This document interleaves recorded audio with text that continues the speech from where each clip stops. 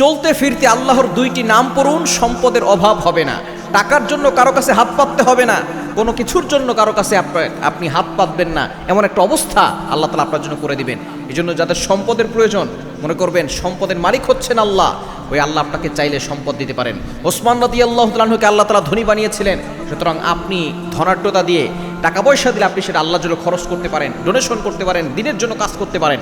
এজন্য টাকা পয়সা এটা কিন্তু আল্লাহ পাক রব্বুল আলামিন বান্দাকে দেন। এজন্য আপনি আল্লাহর কাছ থেকে সেটা চেয়ে নিতে পারেন। আল্লাহ পাক রব্বুল আলামিনের গুণবাচক দুইটা নাম রয়েছে সূরা ইখলাসের ভিতরে। সূরা ইখলাস আমরা সকলেই জানি, তাই না? সূরা ইখলাস হচ্ছে অত্যন্ত ফজিলতপূর্ণ একটি সূরা, যে সূরা একবার পড়লে 10 পারা কোরআন শরীফ পড়ার সওয়াব পাওয়া যায়, যে সূরা 3 বার পড়লে 1 খতম কোরআন শরীফ পড়ার সওয়াব পাওয়া যায়। এই সূরার ভিতরে আল্লাহ পাক রব্বুল আলামিনের গোপন দুইটি নাম রয়েছে, আমরা অনেকেই জানি না। এই সূরা এতটা ফজিলত কেন? এটার ভিতরে আল্লাহর পরিচয় রয়েছে। কুল হুয়াল্লাহু আহাদ আল্লাহুস সামাদ আল্লাহু আস-সামাদু, ইয়া আল্লাহু ইয়া সামাদু। চলতে ফিরতে ইয়া আল্লাহু ইয়া সামাদু পড়বেন, দেখবেন আল্লাহ পাক রব্বুল আলামিন আপনার সকল আশা পূরণ করবেন, সকল দোয়া কবুল করবেন, সকল অভাব দূর করে দিয়ে আল্লাহ পাক রব্বুল আলামিন টাকা পয়সার ব্যবস্থা করে দিবেন। আপনি বেশি বেশি ইয়া আল্লাহু ইয়া সামাদু, ইয়া আল্লাহু ইয়া সামাদু পড়বেন, দেখবেন সকল আশা আল্লাহ তাআলা পূরণ করে দিবেন।